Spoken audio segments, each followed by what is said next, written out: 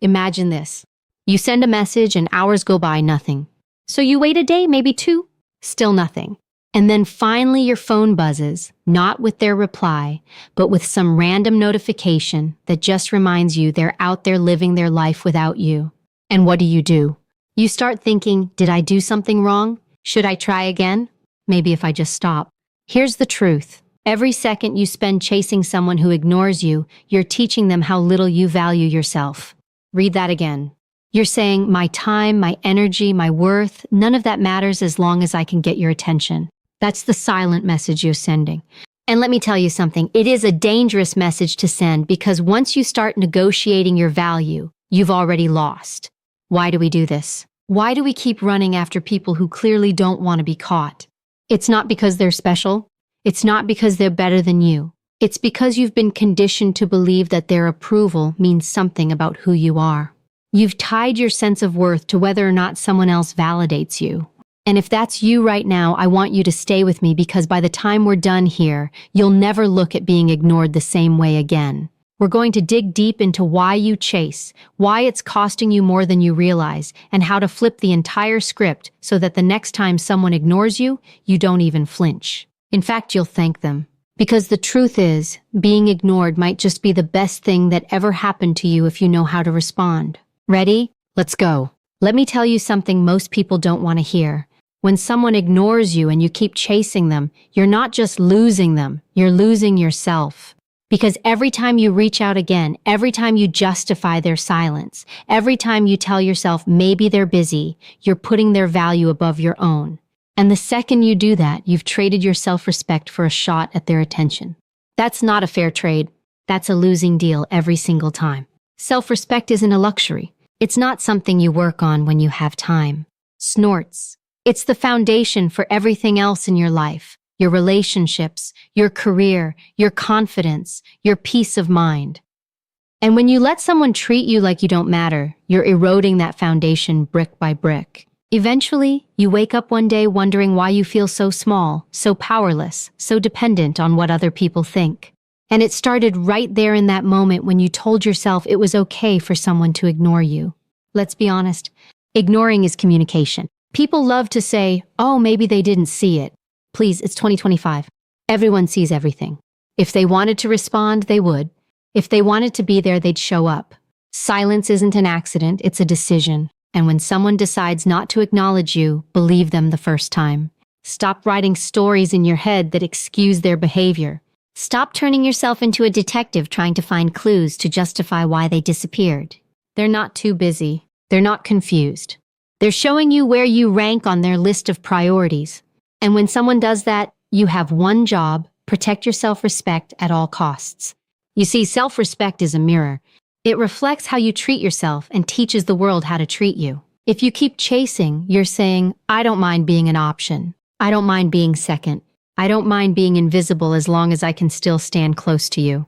And what do? They believe you. They think, oh, I don't have to show up for this person.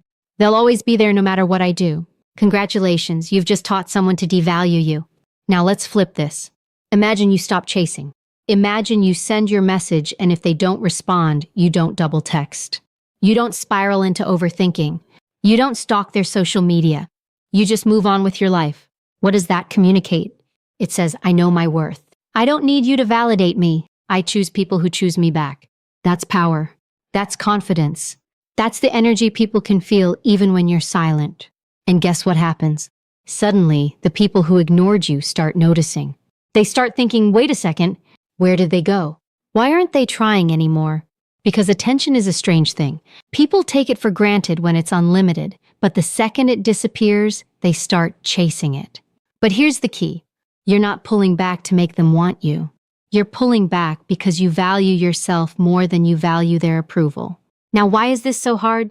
Because we've been conditioned to believe that persistence equals value. Movies, books, society, they've all sold us this lie. If you really care, you never give up. You keep trying. You fight for them. That's all romantic on screen, but in real life, it's toxic when it's one-sided. When you fight for someone who doesn't fight for you, you're not being loyal, you're being desperate. And desperation will cost you everything. Your dignity, your peace, your confidence. Because the harder you chase, the further they run. It's human nature. People don't respect what comes too easy. They respect what has boundaries. And that brings me to the heart of this. Boundaries are the armor of self-respect. When you say, I will not chase someone who ignores me, that's a boundary. When you say, I only give energy to people who give it back, that's a boundary. Boundaries don't push people away. They filter out the ones who are never meant to stay. And if someone disappears because you stop chasing, they were never yours to begin with. They were just using your attention to fill their ego, not your heart. That's the truth most people don't want to admit. So ask yourself this. If you didn't chase, if you just let go, what would happen? Would the world end? No. What would happen is if I just try harder, they'll respond again. You're not chasing the person, you're chasing the chemical hit. You've turned into a gambler playing emotional roulette, hoping this time the wheel lands on you. And here's the trap. The less they give you, the more you want it. Scarcity creates value in our minds. If something is rare, it must be important. So, when someone pulls away, when they go silent, your brain interprets that as, this must be worth more. But that's a lie. Scarcity doesn't equal worth. It just means they're withholding, whether intentionally or because they simply don't care. And yet you start running harder thinking, if I can just prove myself, if I can just be enough, they'll come back. That's the story you tell yourself. And it's a dangerous story because it keeps you locked in a cycle where you're giving everything and getting nothing. Now let's go even deeper. There's a reason this feels so personal. We all have an innate need to belong. From the moment we're born, our survival depends on connection. If you were ignored as a child, if you had to earn love or attention, you carry that pattern into adulthood. So, when someone ignores you now, it doesn't just hurt in the present, it reopens an old wound. That's why the reaction feels so intense. That's why it feels like life or death in your mind, even though logically, you know it's not. Your brain is screaming, don't let this happen again. Do whatever it takes. And if you don't recognize that, you start operating out of fear instead of strength. So what's the solution? Awareness. You have to see the pattern for what it is, a pattern, not proof that you're not good enough.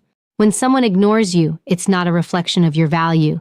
It's a reflection of their priorities, their choices, their character. But the minute you make it about you, what did I do wrong? What's wrong with me? You hand them the keys to your self-worth. And here's the truth, nobody should have that kind of power over you. Nobody.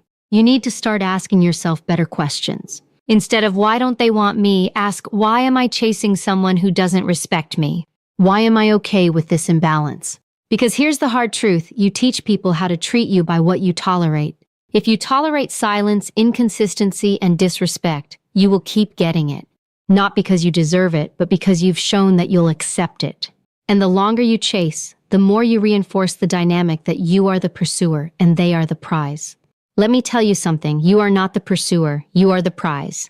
But until you believe that, you'll keep running after people who don't even deserve to stand next to you. Here's the other piece most people don't see. Chasing destroys attraction.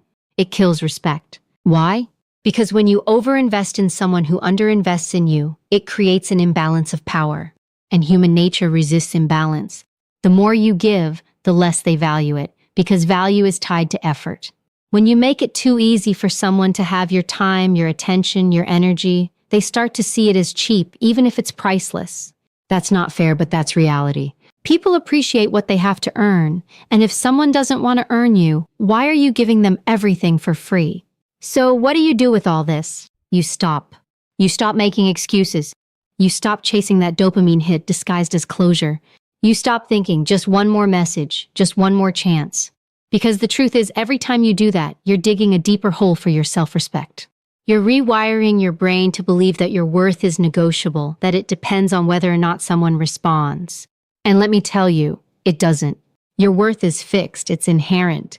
It's not up for debate, so start acting like it. When you feel that urge to chase, I want you to pause and ask yourself, what am I really craving right now? 9 times out of 10, it's not them. It's validation. It's the feeling of being chosen. But here's the truth, the most powerful thing you can do for yourself is choose yourself when they don't. That's the ultimate power move. That's when you stop being controlled by biology, by old wounds, by fear, and you start leading your own life with strength. That's when you flip the script and turn the chase inward towards your goals, your dreams, your potential, because that's the only chase that's worth it. Every time someone rejects you, it feels personal, doesn't it? Like they looked at you, measured you, and said, "You're not enough." That's the story your mind writes, and it plays on repeat like a broken record. But here's the truth most people miss. Rejection is not a verdict, it's a redirection. It's life closing one door so you don't waste your time walking down the wrong hallway. The problem is, you're so fixated on that one door that you don't see the other 10 that just opened for you. Let's break it down. Rejection is data. That's all it is, information telling you where not to put your energy. If someone ignores you, they're giving you a gift, clarity. They're saying, "I'm not your person, I'm not your opportunity, I'm not where you should invest." But instead of seeing that as guidance, we fight it. We try to force the door back open. We start thinking, if I knock harder, if I explain myself, if I just wait, maybe it'll open again. And in that process, you're losing something far more valuable than their attention. You're losing time you could be using to find the people and opportunities that actually align with you. Here's something nobody tells you. Some of the best things in your life will happen because something else didn't work out. Think about it. That job you didn't get, it pushed you to apply somewhere better. That relationship that ended, it made space for someone who actually loves you the way you deserve. You didn't see it then, but looking back, you realize those failures were setups for something greater. That's what rejection really is, a setup for redirection. It's the universe saying, not here, not this, something else is waiting for you. But most people never experience that something else because they refuse to let go of what didn't choose them. They're too busy chasing a dead end. And that's the real tragedy, not the rejection itself, but what you miss because you couldn't walk away. You see, energy is finite. Every ounce you spend trying to change someone's mind is energy stolen from creating the life you actually want. And the irony, the more you chase, the smaller you become in your own eyes. You shrink. You compromise. You beg for scraps of attention when you were born to command a seat at the table, or better yet, build your own table.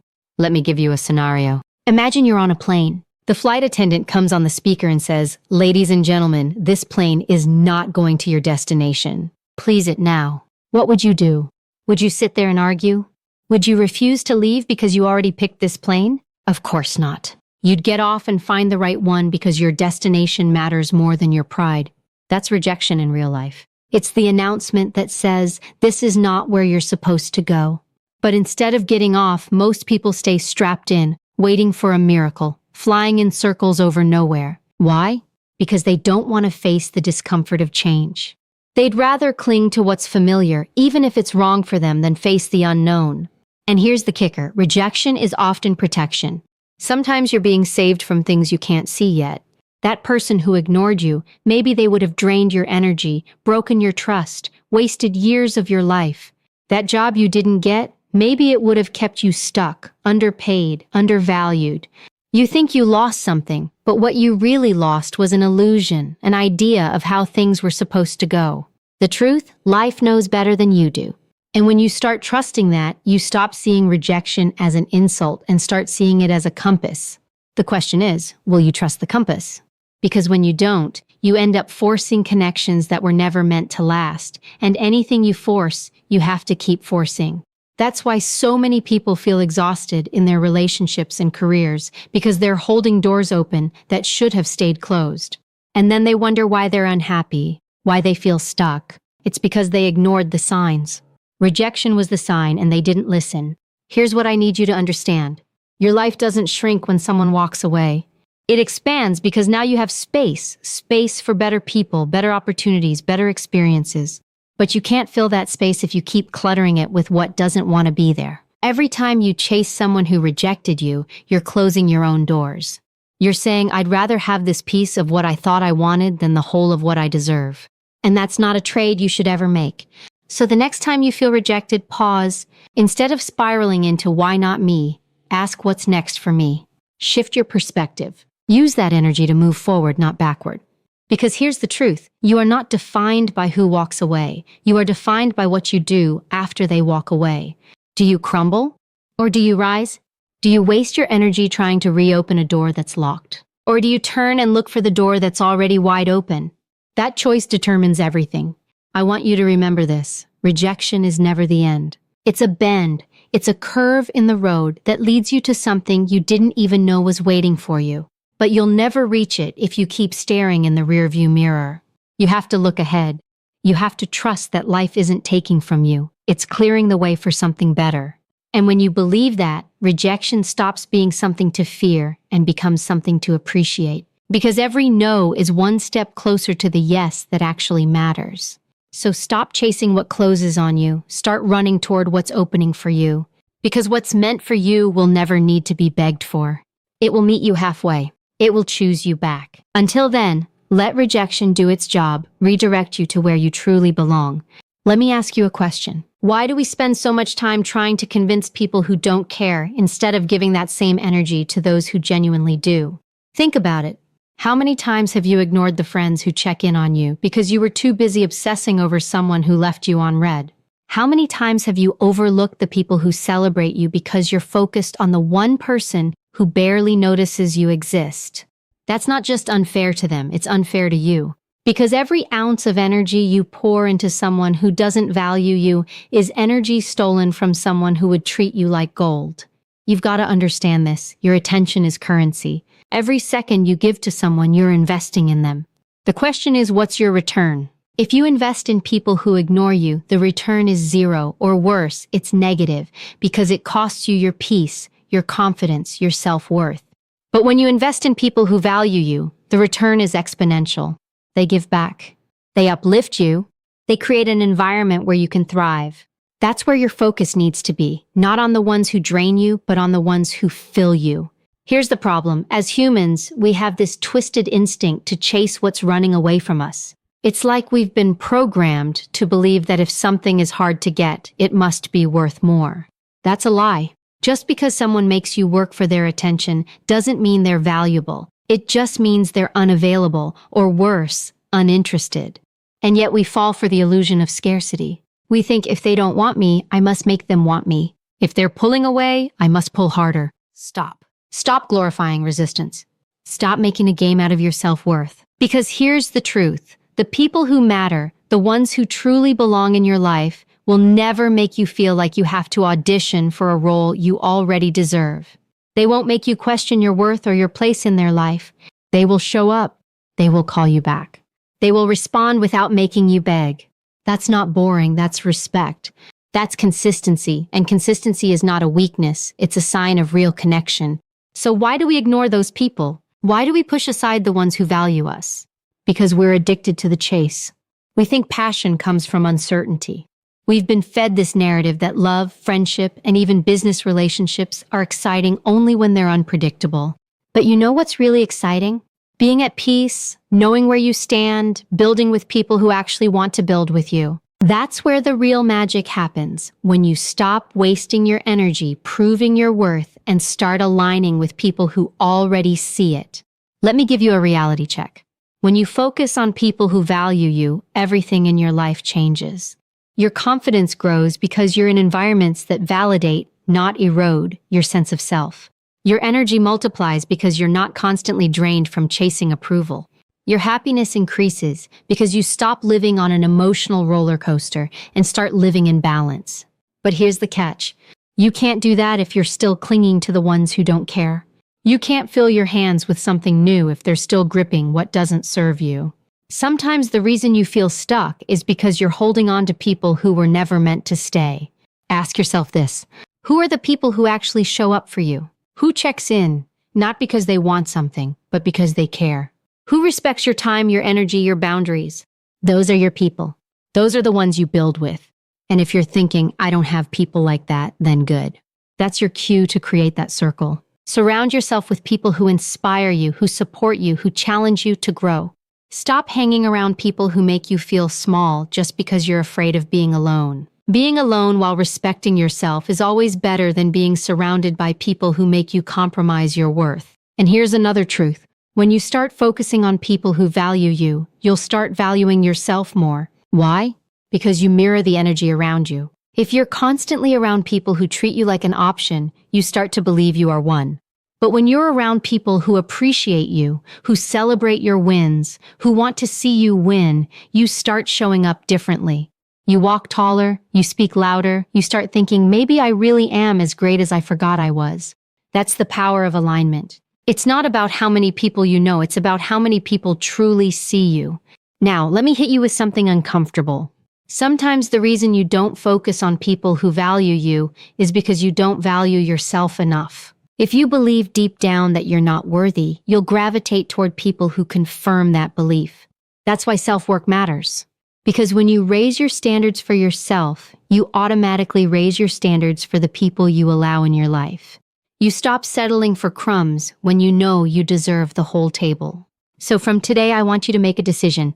No more chasing people who ignore you. No more wasting time on people who can't even send you a text back. Your energy is too precious for that. Start pouring it into people who pour back. And if you don't have those people yet, then pour it into yourself. Build yourself so strong, so whole, that you become the kind of person who attracts high-value connections effortlessly. Because when you respect yourself, you stop tolerating disrespect. When you focus on those who value you, you create a life that feels like peace instead of chaos. Remember this: not everyone deserves access to you. Not everyone deserves your time, your energy, your loyalty. Those things are earned. So stop discounting yourself like you're on clearance. You're not. You're rare, and rare things don't chase. They get chosen. So start acting like it. Focus on those who value you, and watch how everything else in your life levels up. You have to stop waiting for someone to make room for you at their table. Stop standing in the corner hoping they'll notice you. Stop begging for scraps of attention like you're starving for it. You're not starving. You've just forgotten that you can build your own damn feast. And that's what elevating yourself is all about. It's about shifting the energy from please pick me to I pick me. Because when you do that, everything changes. Your confidence, your opportunities, even the way people treat you. Let me tell you something. The world doesn't reward begging. It rewards building. When you're constantly trying to squeeze into spaces where you're clearly not wanted, you're telling yourself a dangerous story that your worth is conditional, that it depends on someone else validating you. And when you believe that, you'll tolerate almost anything just to stay in that space. You'll dim your light so you don't intimidate. You'll agree with things you don't believe in just to fit. You'll contort yourself into shapes that were never meant for you. And the worst part, you'll call that love or loyalty or opportunity when really it's self-abandonment. So what does elevation look like? It starts with a mindset shift. Instead of thinking, how can I make them want me? Start thinking, how can I make myself undeniable? You stop chasing their attention and start chasing your growth. You invest in your skills. You invest in your health. You invest in your mind. You start becoming so strong, so sharp, so valuable that you're not even in the same league as the version of you that was begging for space. And let me tell you, when you operate at that level, the tables turn. The people who once ignored you, they'll start noticing. The opportunities you thought were out of reach, they'll start showing up. But here's the twist. You won't even care anymore because you'll be too busy building something bigger than what you once begged for. Elevation means owning your energy. It means understanding that your time, your attention, your presence, they're not free. They're premium.